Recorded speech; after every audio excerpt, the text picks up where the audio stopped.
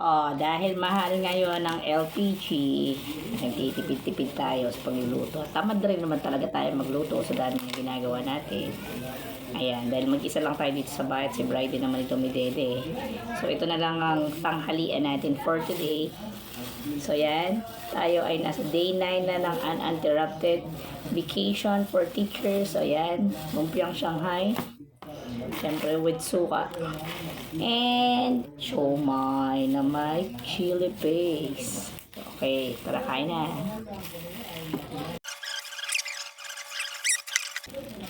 So dito sa amin may nabibila ng mga ganito. So kailangan mo lang lumabas ng bahay. At sa banda doon, mga ilang lakad lang, ay makakabili ka naman ng mga pagkain. Pero kung gusto mo naman ng magkanin, magluluto ka talaga. At kung gusto mo talaga na hindi ka magluto, pero gusto mo magkanin, ayun.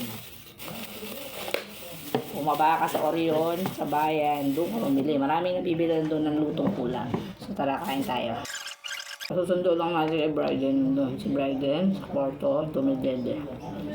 Makakulong na sa aircon. Pagod tayo kalilinis ng ating ref. Napakadumi niya. Huli ko atang nalinis ang ref ko noong December.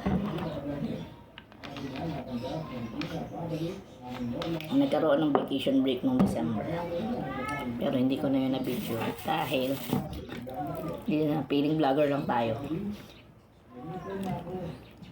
So ngayon na-approve na tayo sa content monetization ay lagi na tayong naka-video. Lahat na lang ng ginagawa natin naka-video. Tulad nito, pag yung pagkain, binibidyo. For the income ton mo. Hindi tayo nagbibidyo para sumikat. Nagbibidyo tayo dito para kumita. Wala tayong pakialam sa mga sasabihin nila. Ang pakialam ko lang dito kumita. So, sa mga susunod na araw, manawa po kayo sa mukha ni Ma'am Dalen. Kaya talaga pong lahat po ng ginagawa natin ay naka-video na. Naka-document. So, may dito 3.10. At itong lumpiang Shanghai natin sa 10 piso isa. Naman tayo 5 peraso.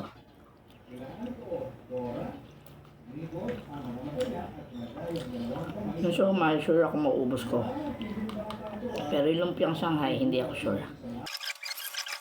May importante lang naman magkaroon ng laman ng tiyan natin. 4 na piraso pa.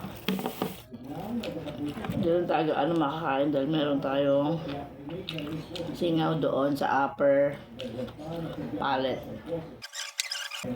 Masakit siya pag nagagaskas.